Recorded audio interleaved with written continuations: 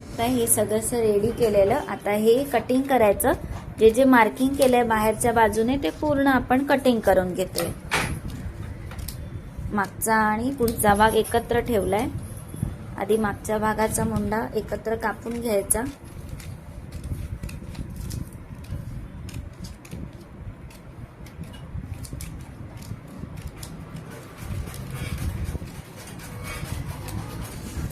झालं। आता दोन्ही भाग वेगवेगळे करायचे। पुढच्या भागाचा मुंडा आणि पुढच्या भागाचा गळा आणि प्रिन्सेसचा शेप कटिंग करून घ्यायचा। मुंडा कटिंग करून घेतलेला आहे, गळा कटिंग झालाय, मुंडा कटिंग झालाय आणि आता प्रिन्सेसचा शेप कटिंग करतोय। आता हे जे 1.5 इंचाचं हे टक्सचं जे मार्किंग केलेलं आहे ते पण कापून घ्यायचं।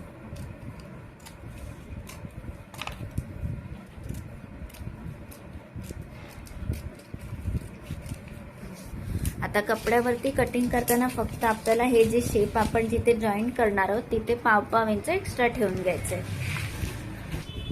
आता हा तयार आहे आपला फ्रंट। त्याला घ्यायची बॅकसाठी आपण 1/2 इंच उंची कापून घ्यायची, कमी करायची, कारण फ्रंटची उंची आपण 1.5 इंचाने वाढवलेली आहे, म्हणून बॅकची उंची 1/2 इंचाने कमी करायची। तसंच आपण साईडने पण 1/2 इंच कमी करणार आहोत, कारण आपण लुजिंग टाकलेलं, तर बॅकला हे सगळं आपल्याला नाही लागत, त्याच्यामुळे बॅकचं 1/2 इंच सुद्धा आपण साईडचं कापून घ्यायचंय आणि ते मार्जिनच्या साईडने आपण कापून घेतोय। असं मार्किंग केलंय आणि आता कापून घेणार आहोत। खालची बाजू कापतोय आता। खालची बाजू पण कापून झाली आहे। आता बॅकचा गळा कापून घ्यायचा आहे।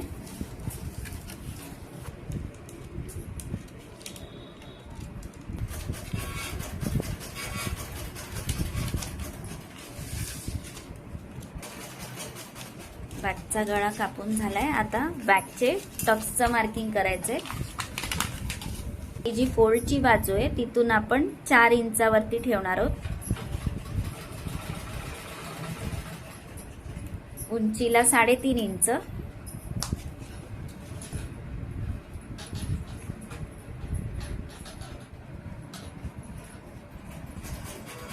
साईडला 1/2 इंचाचे टक्स पकडणार आहोत आणि ते वरती जॉईंट करायचे।